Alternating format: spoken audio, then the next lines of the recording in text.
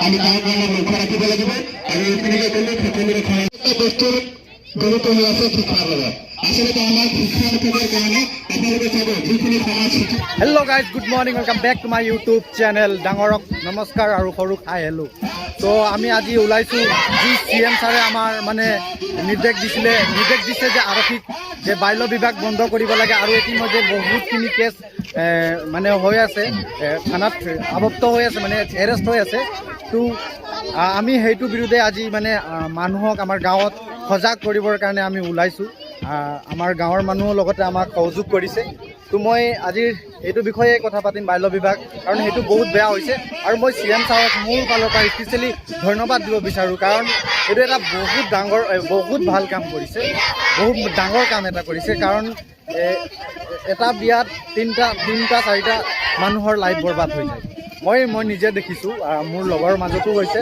তো মই বহুত ভাল পাইছোঁ সেইটো কৰিছে তো আজিৰ সেইটো বিষয়ে আমি মানে কি ইয়াত মানে মানুহক সজাগ কৰিব আহিছোঁ তো আমাৰ লগতে মানে সহায় কৰিবলৈ আহিছে তো মই আৰু মানে বিশ্বনাথ চাৰিআলি আৰক্ষী বিষয়াকো মই ধন্যবাদ দিব বিচাৰোঁ মোৰ এই ভিডিঅ'ৰ যোগেদি তো আজি চাই থাকক আৰু গোটেইখিনি এইবোৰ দেখাম আৰু আপোনালোকেও যাতে গাঁৱে গাঁৱে এনেকুৱা ফুৰি কিনে মানুহক সজাগ কৰক কাৰণ সেইটো বহুত বেয়া কথা তো চাওক আৰু বাল্য বিবাহ বন্ধ কৰক বাল্য বিবাহ বন্ধ কৰক বাল্য বিবাহ বন্ধ কৰক বাল্য বিবাহ বন্ধ কৰক বাল্য বিবাহ বন্ধ কৰক বাল্য বিবাহ বন্ধ কৰক শিক্ষাৰ ওপৰত গুৰুত্ব দিয়ক শিক্ষাৰ ওপৰত গুৰুত্ব দিয়ক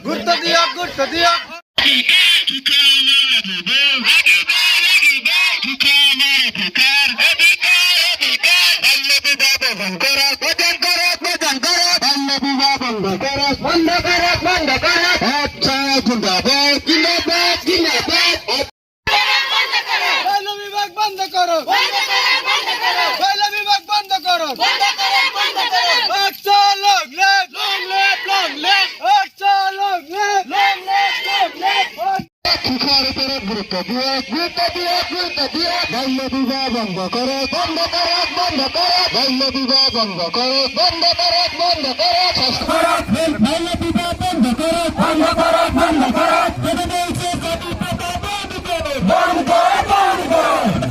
আমার DSP স্যার জয়ন্ত বড়ুয়া তেখেতক আমি এখন চাহজন আগতে সপ্তাহখন তাৰ তৰফৰ পৰা তেখেতে যে সহায় সহযোগ আগবঢ়ালে তাৰ বাবে আটছাৰ তৰফৰ পৰা আপোনাক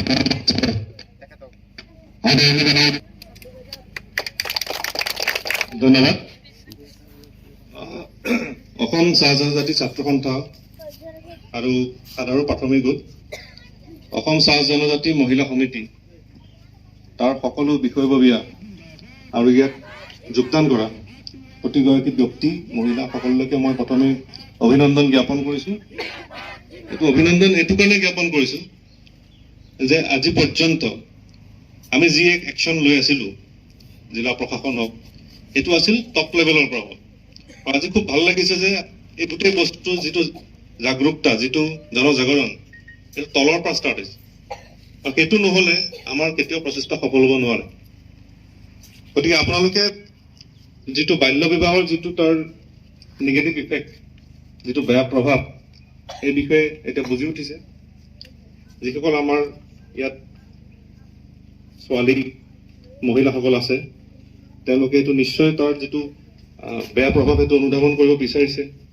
তেওঁলোকে বুজি পাইছে গতিকে সেইটোকো আমাৰ কাৰণে অতি ভাল খবৰ কাৰণ তাৰ নিৰ্মূলকৰণ আপোনালোকৰ যেতিয়ালৈকে জনজাগৰণ নহ'ব তেতিয়ালৈকে আমাৰ প্ৰচেষ্টা আমি অব্যাহত ৰাখিলোঁ সেইটো কেতিয়াও সফল কৰিব আমি নোৱাৰিম কাৰণ আইনৰ যিটো শাস্তি আমি দিয়া যায় এনেকুৱা ধৰণৰ অপৰাধ কৰিলে সেইটো কিছু ক্ষেত্ৰতে তাৰ যিটো ইফেক্টটো হয় কিন্তু যেতিয়া জনজাগৰণ হয় তেতিয়া সেইটো সমাজৰ পৰা গ্ৰাছ ৰুটৰ পৰা নাইকিয়া হৈছে তো আজি ইমান যথেষ্টখিনি পাৰ্টিচিপেণ্টছ হৈছে সকলোৱে ইয়াতে যোগদান কৰিছে তো এইটোৱে সুন্দৰ এটা আমাক ভৱিষ্যতৰ এটা ইংগিত দিয়ে গতিকে আমি অতি সোনকালে আমি নিশ্চিতভাৱে এতিয়া ক'ব পাৰোঁ যে আমি অতি সোনকালে বাল্য বিবাহ 1 বছৰৰ ভিতৰত আমাৰ ইয়াত আমি জিৰ' কৰিবলৈ সক্ষম হ'ম সেইটো সকলোৱে হাত তালি দিব যাওক আপোনাৰ প্ৰচেষ্টাৰ কাৰণে এটা আঁকোৱালি লোৱা হৈছে। গতিকে মই লগতে আপোনালোকক এই ক্ষেত্ৰত যিটো বাল্য বিবাহৰ বেয়া প্ৰভাৱ, সেই বেয়া প্ৰভাৱটো বিষয়ে দুই এষাৰমান ক'ব বিচাৰিছোঁ। প্ৰথমে মই ক'ব বিচাৰিছোঁ আপোনালোকৰ যিটো স্বাস্থ্যৰ ক্ষেত্ৰত কেনেকুৱা ধৰণৰ প্ৰভাৱ পৰে। আমাৰ বহুতো সমাজৰ বিভিন্ন কমিউনিটিত দেখা যায় এই বাল্য বিবাহ সংঘটিত হৈ আহিছে। তাতে যিখিনি বাল্য অৱস্থাত, কিশোৰ অৱস্থাত ছোৱালীসকলক বৈবাহিক সম্পৰ্ক স্থাপন কৰা হয়, য'ত তেওঁলোকৰ যাৰ ফলত তেওঁলোকে অতি কম সময়তে মাতৃত্ব পাবলগীয়া হয়, আৰু সেইখিনিতে বহুখিনি তেওঁলোকৰ তাৰ ওপৰত স্বাস্থ্যৰ ওপৰত প্ৰভাৱ পৰে। সেইটো আপোনালোকে মহিলাসকলে জানে। প্ৰথম শিক্ষাৰ ক্ষেত্ৰততো আছে, তেওঁলোকে শিক্ষাৰ পৰা বঞ্চিত হ'বলগীয়া হয়। বিভিন্ন তেওঁলোকে যি গৃহস্থী কামত তেওঁলোক নিয়োজিত হৈ যাবলগীয়া হয়। তেওঁলোকৰ এটা ভৱিষ্যত থাকে, ভৱিষ্যতটো তেতিয়াই শেষ হৈ যায়, সেইটো সকলোৱে জানে। আৰু স্বাস্থ্যৰ ক্ষেত্ৰতো বিভিন্ন ধৰণৰ এনিমিয়া হয়, আপোনাৰ কিছুমানৰ মেটাৰনেল মৰ্টেলিটি, মানে যিটো আপোনাৰ গৰ্ভাৱস্থাত সন্তান জন্ম দিবৰ টাইমত প্ৰসূতিৰ যিটো মৃত্যু হয়, মেটাৰনেল মৰ্টেলিটি, এইটো জানে। এইটো আমাৰ বাল্য বিবাহৰ কাৰণে মেক্সিমাম হয়। তাৰ বাহিৰেও বিভিন্ন স্বাস্থ্যসন্মত বেয়া প্ৰভাৱ আছে। তাৰ বাহিৰেও সামাজিক যিখিনি ব্যাধি তাৰ পৰা হয়, তেওঁলোকে নিজৰ সন্তানক ভালদৰে শিক্ষা দিব নোৱাৰা হয়, কাৰণ তেওঁলোকে অতি সোনকালে যেতিয়া বিয়া পঢ়ে, আৰু ল'ৰাজনো বহুত ক্ষেত্ৰত সৰু হৈ থাকে, হাজবেণ্ডো কিছুমান ক্ষেত্ৰত যথেষ্ট সৰু ল'ৰাই বিয়া পাতে। তেওঁলোকেও যিটো ইনকাম কৰিব লাগে বা তেওঁলোকে যিটো শিক্ষাৰ ক্ষেত্ৰত আগবাঢ়িব লাগে, সেইখিনি হৈ নুঠে। তেওঁলোকৰ এটা পৰিয়াল পোহপাল দিবলগীয়া হয়, শিশু জন্ম হয়, আৰু ইয়াত আপোনাৰ জনসংখ্যাও বৃদ্ধি হয়। এই ক্ষেত্ৰত জনসংখ্যা বেছি বৃদ্ধি হৈছে, সেইটো তুলিব নোৱাৰে। এই ক্ষেত্ৰত চব ফালৰ পৰা চাবলৈ গ'লে এনেকুৱা দেখা যায় যে এটা বেয়া প্ৰভাৱেই পৰে।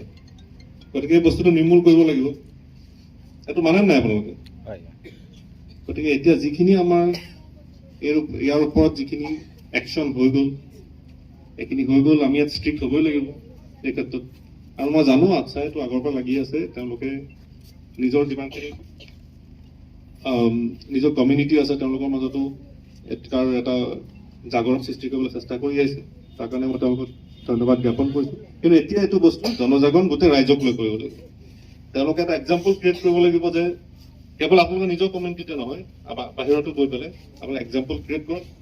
সেইটো কাৰণে মই আপোনালোকক পুনৰ মোৰ ফালৰ পৰা অনুৰোধ জনাইছোঁ। আৰু কিবা যদি প্ৰয়োজন হয় আমাৰ ফালৰ পৰা, পুলিচৰ ফালৰ পৰা, তেতিয়াহ'লে পুলিচ আৰু পাব্লিক দুইটা একেলগে মিলি কাম কৰিব লাগিব। গতিকে কিবা ধৰণৰ যদি প্ৰয়োজন হয় আপোনালোকৰ যিকোনো ক্ষেত্ৰত, এই ক্ষেত্ৰত আমি নিশ্চয়কৈ আপোনালোক সহায় কৰিম।